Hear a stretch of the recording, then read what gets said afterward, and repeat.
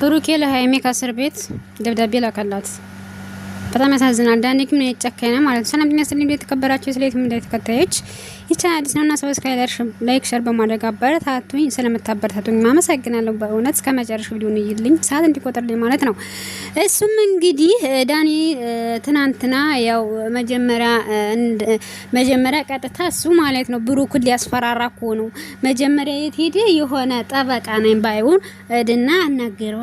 ይሄ ጉዳይ እንደዚህ ነው፣ ይሄ ጉዳይ እንደዚህ ከሆነ ከራስ ቤት መጥቶ እንደዚህ ካደረገ 5 አመት ይፈረድበታል። ይሄ ጉዳይ እንደዚህ ከሆነ 6 አመት ይፈረድበታል። ይሄ ጉዳይ እንደዚህ ከሆነ 3 አመት ይፈረድበታል እያለ እሱን እንትን አለ ማለት ነው።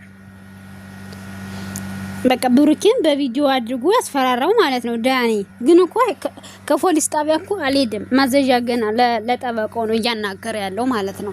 ሲጀመር ማለት አንተ እኮ ነው ወደ ብሩኬ የመጣው እንጂ እሷ አልመጣብህም አይደል እንዴ? ሲጀመር ነገሩን አንተ በቃ አንተና አልከው እንጂ የሆነ ወሬ ምናምን እንትን ቀለል አታደርገውም እንጂ አንተ እኮ ነው እንትን የመጣህበት እሱ አልመጣብህም። በቃ ያው አንድ ቀን ፕራንክ ካደረገ ከፍቅረኛው ጋራ አረገ። ከዛ በኋላ ፕራንክ ነው ተባለ ማለት ነው። እና ሃይሚ ናት እዚህ ሁሉ ነገር ሃይሚ አይ ፕራንክ ነው ምናምን ሲላት እሺ ችግር የለውም ብላ ቢሆን ችግር የለውም። ግን እሷ በቃ ነገሩን እንትን አለች ማለት ከዛ በፊት እኮ እሷ ብዙ እንትን አድርገዋለች፣ ብዙ ፕራንክ አድርገዋለች ሃይሚ ማለት ነው። ግን ችግር የለውም እያለ ይቅርታ አድርጎላት ነበር። ከዛ በኋላ እሷ ናት በቃ ነገሩን እያከረረች ለዚህ ያደረሰችው። ከዛ በኋላ ይውዚ መደባደብ ራሱ ደረሱ ማለት ነው። ሃይሚ ግን ማለት ነው እኔ ምን ላድርግ በቃ ምንም ትናንትና ማለት ነው እሱ እንትና ለመጨረሻ ላይ ተስፋ ቆረጠ ማለት ነው። ብሩኬ ማለት ነው እኔ ከዚህ በላይ ምን ማድረግ አለብኝ ምን ላድርግ ብሎ እንትና ማለት ነው። በጓደኛው ቤት ነው የመጣ ማለት ነው። ከውን በኋላ በቃ ነው ስነግራት አሰማኝም በቃ በራሷ እንትን ነው የምትሄደው። ሁልጊዜ ጭቅጭቅ ነው፣ ሁልጊዜ እንደዚህ ነው። በቃ አይ እንደዚህ ነው ስላት እንደዚህ ነው አትለኝ፣ ምንም እሺ አትለኝም። በቃ ሁልጊዜ ሰላም የለም፣ ሁልጊዜ ጭቅጭቅ ነው። እኔ ከዚህ በላይ ምን ላድርግ በቃ አትረዳኝም። ስለዚህ ማትረዳኝ ከሆነ ደግሞ ሰዎች በሷ ምክንያት ሰው ጋር መጣላት እኔ አልፈልግም። ያለውን ነገር እንደዚህ ነው ብሎ ከወንድሙ በጓደኛው ቤት መጥቷል ማለት ነው።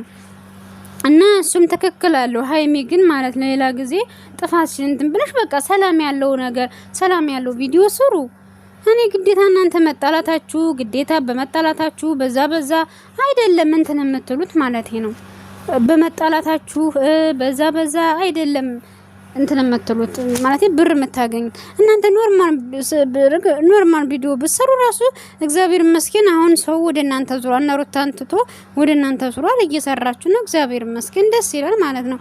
ግን ደግሞ ስትሰሩ ደግሞ እንደ እኛ እኮ ገና ህፃን ነን። ነገ የምንሰራውን ስራ ሰው ያይናል። አሁን እየሰራን ያለ ነው እኛን የሚከተሉ ልጆች እኮ ህፃኖች ይኖራሉ። ለነሱ እኛ ምን እናስተምር ብላችሁ እንትን በቃ ማለት ዶራል ብቻ ማየት ሳይሆን ያን ነገርም ማገናዘብ ይኖርባችኋል። እውነት ለመናገር ማለት ነው። ያን ስታገናዝቡ ሰውም ራሱ እንትን ይላችኋል። በነገራችን ላይ ሁሉ ነገር ፌክ ነው፣ ሁሉ ነገር እንትን ነው። ሁሉም ነገር አሁን ልክ እንደዚህ 1 አመት ምናምን በኋላ ደግሞ ሌላ ጥንዶች ይመጣሉ። እናንተ ደግሞ ተወርዳላችሁ። እንደዚሁ ማለት ህዝቡ እንደሰቀላችሁ እንትን አይቀርም። የሆነ ሰዓት ውሸታችሁ እንደሆነ ድራማ እንደምትሰሩ ሲያቁ ሰዎች እናንተን ይንቋቸዋል። ስለዚህ ከዚህ ሁሉ ነገር እያያችኋት ነው ማማጨቢን ማለት ነው። ሰዎች በቃ ይሄ ነገር ትክክል አይደለም ካላልን እኛ ተመልካች ይሄ በቃ ሰው ወደማይሆን ነገር ነው የሚሄደው። ገባችሁ አይደለ?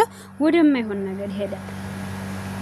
እንግዲህ ማማጨብ እዚህ ሁሉ ደረሳቸው። በቃ ህዝቡ በይ ትክክል ነሽ ትራሽ ገመድ ይዛ ይዚን ያለ ዶራል በቃ እንትን ማለት በቃ ገባዋልሽ ሁሉ ነገር ድራማ እንደሰራች ሁሉ ጊዜ ድራማ እንደሰራች እና ይሄ ምንድነው መጀመሪያ ላይ የሆነ ነገር ስትሰራ የሆነ ነገር ስታደርግ ይሄ እኮ አንቺ እኮ ትክክል አይደለሽም፣ ትክክል እየሰራሽ አይደለም ተብላ ቢሆን እዚህ ሁሉ ነገር አደርስም ነበር። ገባችሁ አይደለ?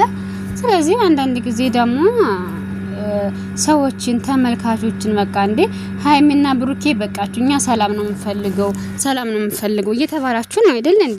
ታዲያ እናንተ ሰላም የምትፈልጉ ማለት ለእንትን ክብር ካላችሁ ተስማሙ። በቃ ብሩኬ በቃ ይቅርታ አድርግላት፣ አንቺም ይቅርታ አድርጊለትና በአንድ ላይ ነው ታሉ።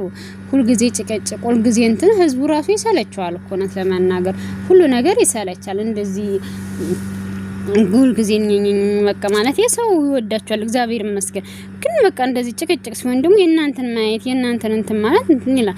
እርግጥ የእናንተን መለየት እንደሚፈልግ እንትን ባንድ ላይ መሆን እንደሚፈልግ ደግሞ የእናንተን መለየት እንትን ይላል የሚፈልግ ያለ። ይሄንን ደግሞ እናንተ እንትን አድርጋችሁ ሀለ ጠላትማ እንትን ማለት አልፈልግም ብላችሁ እንትን ማለት አለባችሁ፣ መተው አለባችሁ።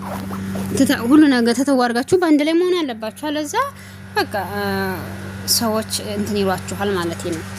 እና ብሩኬ እንግዲህ ዳኒ በጣም ክፉ ሰው ነው። እንግዲህ ፈጣሪ እንደማይከስ ተስፋ እናደርጋለን። እሱ በጣም ተንኮለኛ ነው። አጭርሶ መቼም ሁሉ ጊዜ ተንኮለኛ ነው እንደምታውቁት። ስለዚህ ያው ፈጣሪ ይርዳህ ነው። ሌላ ምንም የሚባል ነገር የለውም ማለት ሌላ ምን ይባላል?